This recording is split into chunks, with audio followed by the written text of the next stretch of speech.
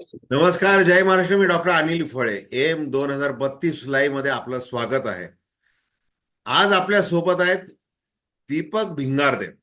म्हणजे हे तर वर्ल्ड ट्रेड सेंटर असेल किंवा अजून नेदरलँडची एक मोठी संस्था आहे, अशा ठिकाणी ते स्वतः ट्रेन झालेले आहेत, प्रशिक्षित झालेले आहेत.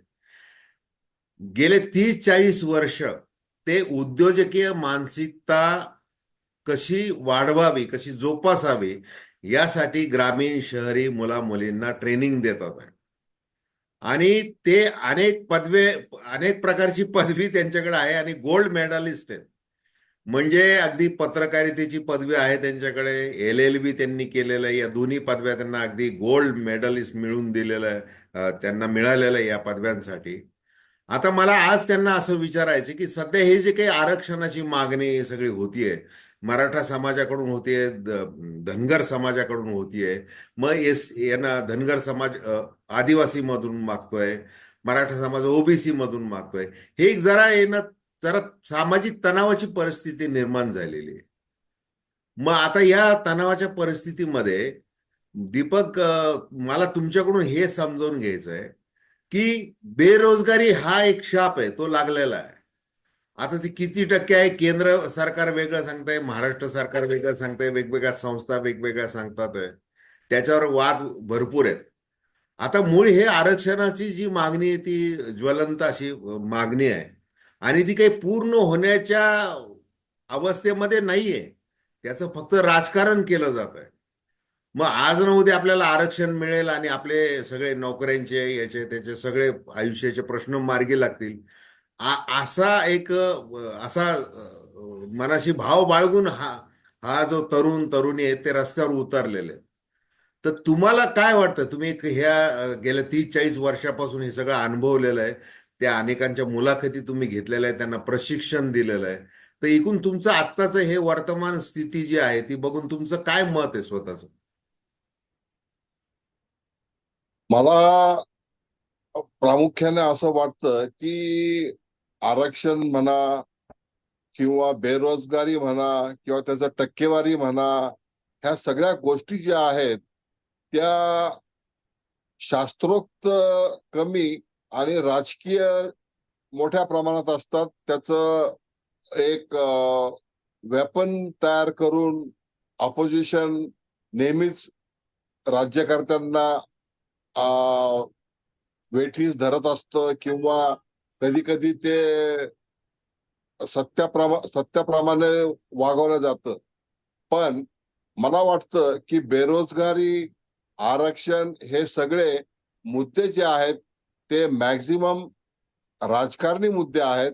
आणि आपण जर बघितलं तर आपली लोकसंख्या जी आहे आणि त्याला अनुरूप ज्या नोकऱ्या अवेलेबल आहेत गव्हर्नमेंटच्या, त्या आत्ताच नव्हे तर मला आठवतंय की 82 पासून झिरो बजेट आपल्याकडे लागलं होतं आणि तेव्हापासून नोकऱ्या नाहीत असाच एक समज झाल्यामुळं युवकांनी, तरुणांनी, कोणत्याही समाजाने सरकारकडं नोकरीचं केंद्र म्हणून कधी बघितलं असं मला वाटत नाही. किंबहुना आपली जी पिढी होती त्या पिढीमध्ये सुद्धा असंच एक भ्रम होता की सरकारकडे नोकऱ्या नाहीत. याला मुख्य कारण म्हणजे आपली लोकसंख्या ज्या प्रमाणात आहे त्या प्रमाणात सरकारी नोकऱ्या उपलब्ध होणार नाहीत, ही शाश्वत सत्य आहे. आणि याच्याकडे जर आपण लक्ष दिलं तर 70 पासून आपल्या भारतामध्ये विविध राज्यांमध्ये उद्योजक कसे घडतील ह्या अनुषंगाने अनेक सरकारनी हे कार्यक्रम राबविले.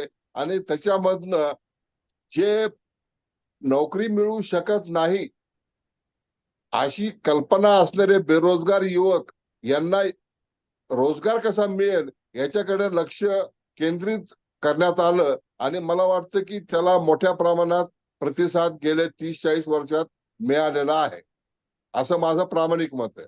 नाही, मला दीपक, मला आता हे बघा की विशेषतः मराठवाड्यामध्ये म्हणजे एक तर दरडोई उत्पन्न कमी आहे, शेतकऱ्यांचे प्रश्न आहेत, मोठ्या प्रमाणात ग्रामीण युवकांचं स्थलांतर होत आहे शहरामध्ये, वेगवेगळे त्यांना काहीतरी हाताला काम मिळावं वगैरे, म्हणजे फार विदारक परिस्थिती आहे. अशा याच्यामध्ये शासनाने आत्ता अलीकडच्या काळामध्ये जे काही घोषणा केलेल्या आहेत की आम्ही इतक्या इतक्या नोकऱ्या देऊ वगैरे, त्याही म्हणजे वादाचा विषय आहे. एक तर सरकारकडं हे रिक्त जागा पूर्ण भरलेल्या नाहीत आणि अजून कुठून जागा निर्माण करणार. त्यानंतर तुमच्या बोलण्यातून जे आलंय की झिरो, म्हणजे ज्या वेळेला शंकरराव चव्हाण मुख्यमंत्री होते त्यावेळेला पासून ते हे मुद्दे चर्चेत आहेत धोरणात्मक दृष्ट्या, की आपण भरती तरी किती करू शकणार आहे, म्हणजे राज्याची अवस्थाच काय आहे. आता आज अशी अवस्था आहे की त्यांनी अप्रेंटिसशिपचं जे सांगितलेलं आहे की आम्हाला ते लाडक्या बहिणीबरोबर लाडका भाऊ, मग ते आम्ही कसं देणार आहोत वगैरे, ते सगळं सांगितलेलं आहे. आणि मग आम्ही जवळपास 500 कंपन्यांशी आम्ही टायप केलेलं आहे, त्या कंपन्यांमध्ये त्या नोकऱ्या उपलब्ध होतील त्यांना. म्हणजे जे काही नवीन पदवीधर आहेत, पदविका धारक आहेत, त्यांना प्रशिक्षण दिलं जाईल, हे पुढं जाईल.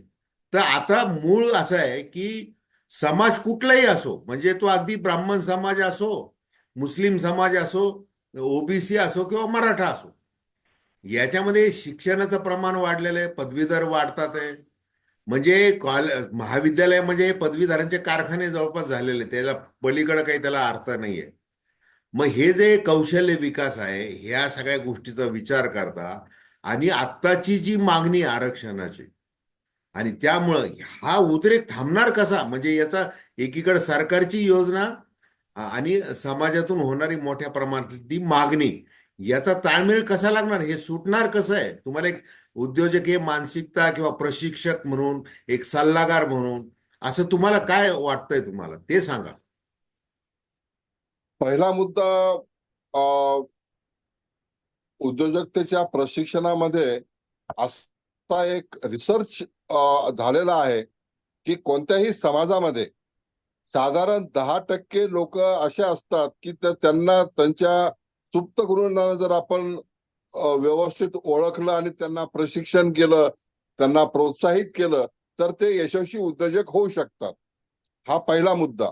दुसरा मुद्दा, हे जे काही आता अप्रेंटिसशिप ची घोषणा सरकारने केलेली आहे, त्याच्यामुळं काही हो न हो बेरोजगार युवकांना नेमका उद्योग कसा चालतो याचं एक्सपोजर होणार आहे. आणि कदाचित त्यातनं नोकऱ्या किती होतील मला माहित नाही, पण ह्या युवकांना हे एक्सपोजर मिळाल्यामुळं ते स्वतःचे उद्योग करण्याकडे त्यांचा कल वाढेल. तिसरा मुद्दा, मला जे काही माझ्या 40 वर्षामध्ये मला बघायला मिळालं ते हे की वाळूज असो, पुणा असो किंवा अजून कुठेही आपण जर बघितलं तर इंडस्ट्रियल एरिया वाळूजचा जो आहे त्याच्यामध्ये इंजिनियर पेक्षा ITI झालेले जे युवक आहेत त्यांचे जवळपास 70% उद्योग तुम्हाला बघायला मिळतील. म्हणजे जो पांढरपेशा वर्ग जो आहे तो आपल्या करिअरसाठी इंजिनिअरिंग नंतर नोकरीच शोधतो, पण एक ITI झालेला युवक जो आहे तो स्वतःचा उद्योग करण्यासाठी त्याला आपोआप संधी प्राप्त होते. तर हे अप्रेंटिसशिप मला वाटतं की एक चांगली संधी आहे. त्याच्यातनं युवकांना एक्सपोजर मिळेल, उद्योग कसे चालतात, तिथलं काम कसं असतं हे जर त्यांना कळालं तर त्याच्यातनं मला वाटतं की रोजगार तर मिळेलच. त्यांना ते लाडका भाऊ म्हणून संबोधतायत, पण कुठेतरी हा आपल्या युवकांना सुवर्ण संधी आहे, त्याचा त्यांनी लाभ घेतलाच पाहिजे, असं माझं स्पष्ट मत आहे. त्यामुळं मला वाटतं की काही ही सुवर्ण संधी सोडू नये. आणि अगदी बरोबर आहे की आता सरकार जसं आता सुरुवातीला आपण म्हटलं की सरकारकडे नोकऱ्याच नाही आहेत, म्हणजे सरकार काही फार जागा उपलब्ध करून कायमस्वरूपी त्यांना नेमेल, म्हणजे सरकारचा भर हा सगळा कंत्राटीकरणावर आहे. म्हणजे कंत्राटी भरती केली जाते मोठ्या प्रमाणामध्ये. म्हणजे दाखवलं जाते की आता कंत्राटी पद्धत बंद केलेली आहे, मग ती चालू केली जाते पुन्हा, म्हणजे छुप्या मार्गाने. हे सगळे प्रयोग चालू आहेत. म्हणजे जे अगदी एक पत्रकार म्हणून बोलतोय मी की सत्ताधारी पक्ष असो किंवा विरोधक असो, म्हणजे हे त्याला जी काही ह्युमन रिसोर्स पुरवणाऱ्या ज्या कंपन्या आहेत, ह्या सगळ्या राजकीय नेत्यांच्याच आहेत, आजच आहेत त्या. म्हणजे ते करतात की एकीकडे मागणी करतात की कंत्राटी पद्धत बंद झाली पाहिजे आणि स्वतः कंत्राट भरतात. म्हणजे हे सगळं त्या समाजाची फसवणूक आहे एक प्रकारे. तर त्या संधी उपलब्ध सरकार मनात आणलं तर भरपूर काही करू शकतंय, परंतु आता कसं आहे की तो सगळा लघु उद्योजक, सूक्ष्म उद्योजक, मध्यम उद्योजक, मोठे उद्योजक हे खाजगीकरणाकडे सरकार ढकलत आहे. पण सरकारी जे उद्योग आहेत, तर सरकारी तुम्ही ज्या एमसीडी मध्ये काम केलेलं आहे, तर तुम्ही जे काही लोकांना सल्ले दिलेले आहेत की तुम्ही कसं स्वयंरोजगाराकडे वळा वगैरे, हे सगळं केलेलं आहे. पण जे शासकीय जे उद्योग आहेत ते सगळे डबघाईला आलेले आहेत. म्हणजे वेगवेगळे महामंडळ घ्या वगैरे सगळे अनेक उद्योजक आहेत तुमचे. आता ह्या तुमच्या MIDC मध्ये काय चित्र आहे? म्हणजे सरकार उद्योजक तयार करतं, सबसिडी देत आहे, सगळं हे देत आहे, परंतु ते किती प्रमाणात टिकतंय आणि किती प्रमाणात स्वयंरोजगार किंवा उद्योजक तयार होतात हा प्रश्नच आहे. आता बघा की अण्णासाहेब पाटील महामंडळ जे आहे मराठा समाजासाठीचं केलेलं, तर ते उपमुख्यमंत्री देवेंद्र फडणवीस यांनी असं सांगितलेलं की 1 लाख उद्योजक उभे राहिलेले त्या महामंडळाच्या माध्यमातून. आणि इकडे जरांगे पाटील यांचं मात्र ते काही समाधान होत नाही. त्यांच्या समोर जो काही ते सांगतात, म्हणजे दिसतंय, सांगतात म्हणण्यापेक्षा ते मैदानावर दिसतंय की लाखो युवक रस्त्यावर उतरतात आहे. म्हणजे त्यांना ते उद्योजक आपण झालो पाहिजेत किंवा त्या दृष्टीने आपण काही प्रयत्न केला पाहिजे. आणि मग काय म्हणजे एकीकडे उद्योजक व्हायला गेलं, स्वयंरोजगार करायला गेलं तर आपल्याला निराशा पदरी पडते, त्याचा तो चालत नाही. म्हणजे मराठी माणसाला उद्योग करता येत नाही इथपर्यंत ते सगळं होतं. तर हे जे मग नोकरी केलेली बरी अशी एक मानसिकता आहे. म्हणजे कोणत्याही काळामध्ये मला शासकीय नोकरी पाहिजे. म्हणजे ब्रिटिशांच्या काळामध्ये असं असायचं की आपल्या गव्हर्नमेंट सर्वंट झालं पाहिजे. त्याच्यानंतर आजही आपण कोणत्या शतकाकडे आहोत तरी सरकारी नोकरीवर जास्त लक्ष असतं, किती पुढारलेलं पण असलं तरी. आणि म्हणून ही आरक्षणाची मागणी होतीये. तर ती जी दाहकता आहे, तो जो काही बेबनाव आहे सगळा, हे मला तुमच्याकडून जास्त ऐकायचं आहे, कारण तुम्ही माणसं खूप वाचलेले आहेत तुमच्या प्रदीर्घ वाटचालीमध्ये. ते जरा सांगा बारकाईने. हे बघा, आपल्याकडे नोकऱ्या नाहीत हे पहिलं आणि अंतिम सत्य आहे.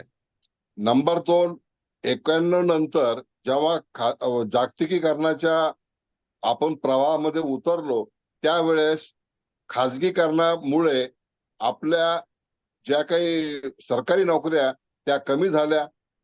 जे काही आपल्या प्रायव्हेटायझेशनमुळे इंडस्ट्री बाहेरच्या आल्या किंवा आपल्या इथल्या ज्या काही वाढल्या, त्याच्यामध्ये परमनंट नोकरी कमी होणे आणि कॉन्ट्रॅक्टची नोकरी वरती ठेवून पुढे वाटचाल करणे, हे सरकारला पण आणि उद्योजकांना पण सोयीस्कर वाटू लागलं.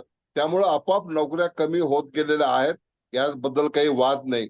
आणि गेल्या 8-10 वर्षामध्ये आपण जर बघितलं तर अनेक सरकारचे जे काही पब्लिक सेक्टरचे जे काही युनिट्स होते ते सुद्धा आपण प्रायव्हेटायझेशन मध्ये बदललेले आहेत.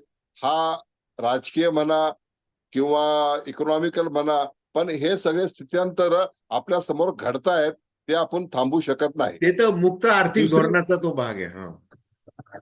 तिसरी गोष्ट महत्वाची म्हणजे आपण युवकांना म्हणतोय उद्योजक व्हा, पण महाराष्ट्रामध्ये काय परिस्थिती आहे, तर तुमचा फर्निचरवाला राजस्थानचा आहे, हम्म. तुमचं सेंटरिंग करणारे राजस्थानचे आहेत, तुमचा पाणीपुरीवाला उत्तर प्रदेशवाला भैया आहे.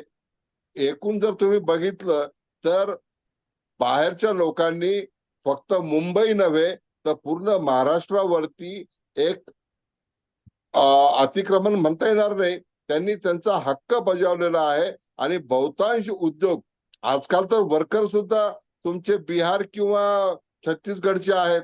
तिकडनं ते छत्तीसगडनं ते लोक आणतात, एखाद्या प्रोजेक्टवरती उभा करतात, तो प्रोजेक्ट संपला की ते कॉन्ट्रॅक्टर त्यांना परत घेऊन जातो. म्हणजे वर्कर सुद्धा मराठवाड्याचा नाहीये, महाराष्ट्राचा नाहीये. अशा परिस्थितीमध्ये नोकऱ्या नाही मागणार तर काय मागणार? तुम्हाला उद्योजक पण होता येईना, तुम्ही इथले जे पिढीजात जे तुमचे धंदे होते ते पण तुम्हाला करता येईना. अशा परिस्थितीमध्ये एक फ्रस्ट्रेशन येणं साहजिक शक्य आहे. आणि याचा उपयोग इतर मंडळी करून घेत असतील तर त्याच्यासाठी आपल्याकडं काहीच इलाज नाहीये. हे प्रकरण वाढत जाणार आहे. आता यासाठी तुम्ही नाही, तुम्ही इतक्या मूळ मुद्द्याला म्हणजे जे वास्तव आहे ते तुम्ही स्पष्टपणे सांगितलेलं आहे. म्हणजे आता मनसेचे सगळे लोक तुमचं म्हणजे तुमचा दाखला देतील आता, की बघा हे काय परिस्थिती, एक शासकीय निवृत्त अधिकारी काय सांगतोय, ती परिस्थिती काय नेमकी आहे. म्हणजे स्पर्धा वेगळीच आहे. आता हे परप्रांतीयांचा मुद्दा जो आहे, म्हणजे स्थानिकांना आम्ही 80% प्राधान्य देऊ, असं फक्त त्या याच्यात म्हटलेलं आहे सरकारी धोरणामध्ये. प्रत्यक्ष मात्र काही परिस्थिती तशी नाहीये. त्याच्यामुळे हे अनेक प्रॉब्लेम उभे राहिलेले आहेत, ही वस्तुस्थिती आहे. आता दुसरीकडे मला असं विचारायचं की आता दलित उद्योजकांची संघटना, आता हे जर आता मगाशी मी ते मराठा याचं महामंडळाचं सांगितलं, हे असं त्याला काही जातीचं याचं त्याचं नाव देऊन असं काही उद्योगाला वाढ किंवा मग नोकऱ्यांची उपलब्धता किंवा स्वयंरोजगाराच्या संधी, हे हे कितपत योग्य वाटतं तुम्हाला? म्हणजे ते असं काही त्याला बॅरियर टाकता येतात का असे? आणि त्या मग हे जे आरक्षणाचे किंवा संरक्षणाचे जे मुद्दे आहेत ते सुटतील का? ते काय प्रमाण आहे त्याचं? माझा वैयक्तिक अनुभव असा आहे की उद्योजक संघटना बांधल्याने उद्योजक होतात असं मानणं सुद्धा फार बालिशपणाचं आहे. कारण उद्योजक होणं ही इंडिव्हिज्युअल प्रक्रिया आहे. हम्म. त्याला एखादी संघटना करून तुम्ही त्या गोष्टींना अ, उभारा देऊ शकता, त्यांना तुम्ही मोटिवेट करू शकता. पण उद्योजक घडवणं ही स्वतःची स्वयंप्रेरणा आहे. आणि कोणत्याही समाजामध्ये कोणताही युवक उद्योजक होऊ शकतो, जर त्याला तुम्ही योग्य प्रशिक्षण दिलं तर. तर मला वाटतं की सगळ्या महामंडळांनी फक्त एकच काम करावं, की त्यांच्या युवकांना आधीपासून हम्म. ग्रॅज्युएशन झाल्यानंतर त्याचं एमपीसी युपीसी सगळे प्रयत्न थकल्यानंतर जर तो उद्योजकाकडे वळत असणार तर ते चुकीचं आहे. त्यावेळेस तो उद्योजक घडत नाही. तो एक बेरोजगार युवक असतो, फ्रस्ट्रेटेड युवक असतो. आणि अशा परिस्थितीमध्ये जर तुम्ही त्याच्याकडनं काही अपेक्षा केली तर मला वाटतं ती फोल ठरेल. तेव्हा त्याच्याऐवजी 8वी-9वी पासूनच जर त्याच्यावरती तुम्ही उद्योजकीय संस्कार केले तर पुढे ही परिस्थिती त्याला बिफोर ग्रॅज्युएशनच तो उद्योजकीकडे वाटचाल करतो आणि नोकरीकडे हा दुय्यम सेकंडरी ऑप्शन म्हणून बघतो. त्यामुळे हा प्रश्न नंतर मोठा होणार नाही याच्याकडे आपल्याला आतापासून लक्ष द्यावं लागेल. त्यामुळं नुसत्या संघटना, सरकारी योजना असं करून हे ऑपरेशनचं काम मलमपट्टीवरती होणारं नाहीये. ही प्रक्रिया एका पिढीची असते आणि ही सामाजिक जबाबदारी आहे, राजकीय जबाबदारी नाहीये. असं मला एक इंडिव्हिज्युअल म्हणून सगळं बघितल्यानंतर मला हे असं जाणवतं की याला मलमपट्टी करून चालणार नाही. याच्यासाठी सामाजिक दृष्टिकोन बदलावा लागेल. त्यासाठी जे काही करता येईल ते आपल्याला करावं लागेल. सगळं काही सरकार करेल अशी अपेक्षा बाळगणं मला वाटतं सोयीस्कर नाहीये. अगदी बरोबर आहे तुम्ही. म्हणजे ते अगदी पटण्यासारखं बोललेलं आहात तुम्ही, की वैयक्तिक प्रक्रिया आहे ती. खरं तर उद्योजकीय मानसिकता, त्याच्यामध्ये टिकून राहणं, स्पर्धेला तोंड देणं. आणि तुमचं ते सगळं ऐकत असताना मला परवा केंद्रीय रस्ते वाहतूक मंत्री आपले नितीन गडकरी जे बोलले, की सबसिडीवर अवलंबून राहू नये उद्योजकांनी. मग त्यांनी त्यांच्या स्वतःच्या मुलाचं उदाहरण दिलं आणि त्या बाबतीत सरकार विषकन्या आहे असं त्यांचा शब्द त्यांनी वापरलेला आहे. म्हणजे त्यांचा हेतू काय अजून वेगळा असू शकतो त्याच्यामध्ये, परंतु त्यांनी जी काही नेमकी वस्तुस्थिती ती सांगितलेली, जी तुम्ही आत्ताच जी सांगितलेली आहे. तर आता बघा की याच्यामध्ये महिला महिला पण तेवढ्याच प्रमाणात आहेत. म्हणजे बेरोजगारी वाढतीये, सगळे आकडे मोठे येतात आहे. म्हणजे सीएमई आईची आकडेवारी वेगळी आहे. किती टक्के बेकारी वाढते, कशा प्रकारे हे सगळं होतंय. मग निवडणुकीमध्ये ते मुद्दे येतात, त्या चर्चासत्र होतात, प्रसार माध्यमांमध्ये ते सगळं येतं.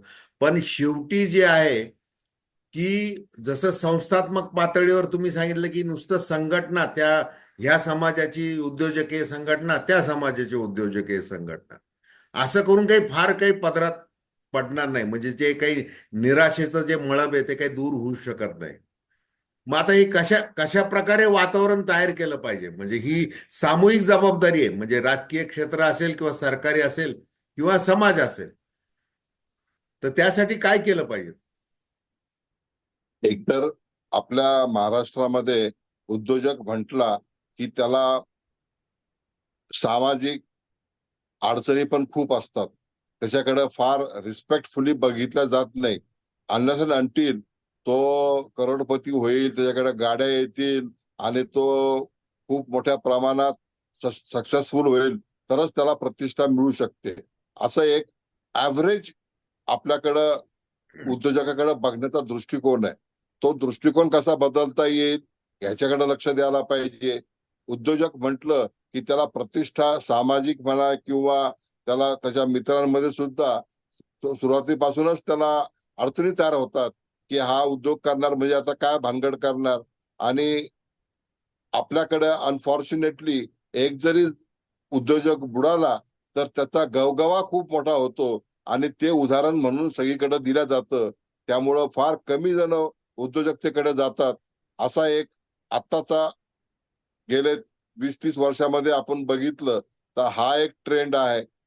ऑन द अदर हँड गुजरातमध्ये जर तुम्ही बघितलं तर तो उद्योजक म्हणून तुम्ही त्याकडे जर बघितलं तर त्याला खूप रिस्पेक्ट आहे. हम्म. आणि तिथे नोकरी करणारा माणूस सुद्धा पार्ट टाइम उद्योजकच करत असतो आणि त्यामुळे तिथे एक प्रतिष्ठा आहे.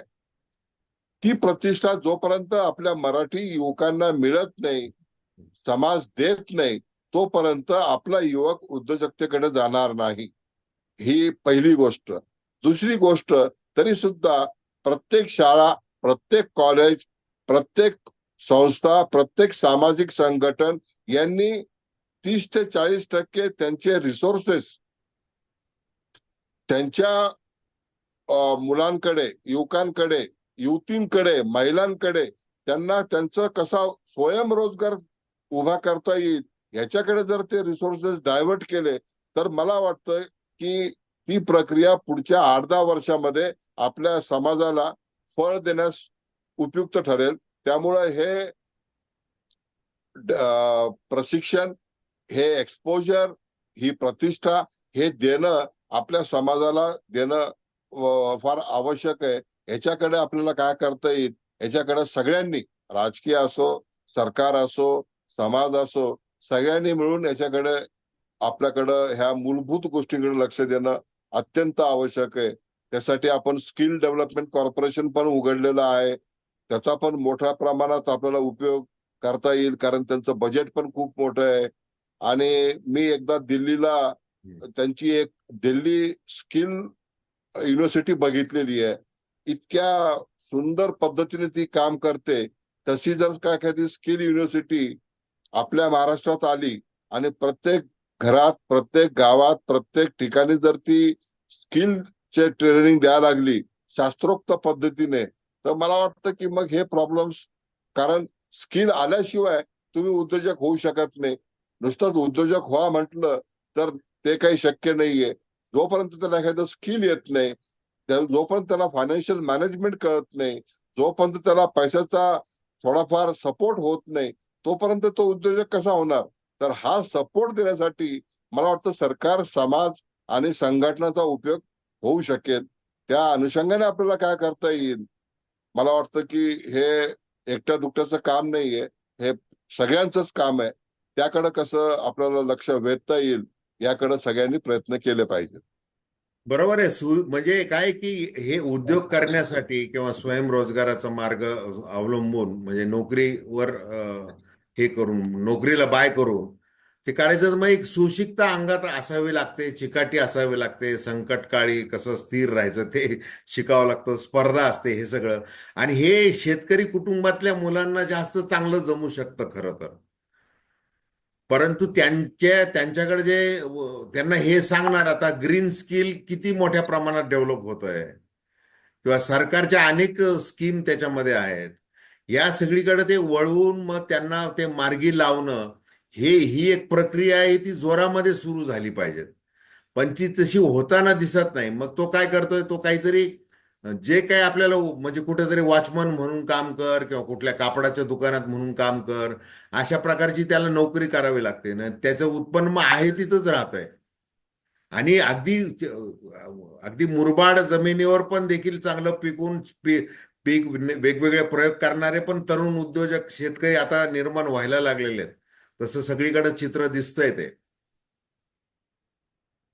मला वाटतं की माझा जो काही अनुभव आहे, आपल्याकडे प्रत्येक गावात प्रत्येक कोपऱ्यावरती कृषी विज्ञान केंद्र स्थापन करण्यात आले आहेत.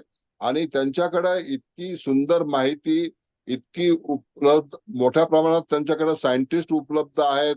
सगळ्या प्रकारची त्यांच्याकडं प्रशिक्षण पण अवेलेबल आहेत.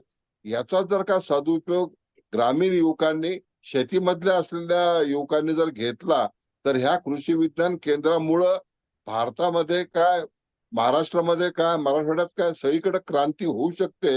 एवढा मोठा रिसोर्स ह्या कृषी विज्ञान केंद्रामध्ये आहे, ह्या ऍग्रिकल्चर युनिव्हर्सिटीमध्ये आहेत. राहुरीचं ऍग्रिकल्चर युनिव्हर्सिटी बघा, किंवा तुमची परभणीची बघा, किंवा रत्नागिरीची बघा. यांच्याकडे इतके नाविन्याने प्रयोग होत असतात की मला वाटतं की फक्त यांच्याकडे जर हा पूर्ण जो काही बेरोजगारांचा ताफा आहे, त्यांना तिकडे जर तुम्ही पाठवलं, तर त्याच्यातनं मोठी क्रांती होऊ शकेल असा मला विश्वास आहे. आणि बेसिकली फूड बेस्ड इंडस्ट्रीज मोठ्या प्रमाणात एक उद्योजकांचा एक कणा होऊ शकतो. एवढं मोठं रिसोर्स जेव्हा आपल्याकडे आहे, तर सगळ्या युवकांनी फूड बेस्ड इंडस्ट्रीमध्ये काही जरी केलं तर त्याला मरण नाहीये. इतका मोठा ह्या फूड इंडस्ट्रीमध्ये स्कोप आहे. नुसता भारतामध्येच नव्हे, तर तुम्ही भारताच्या बाहेर सुद्धा.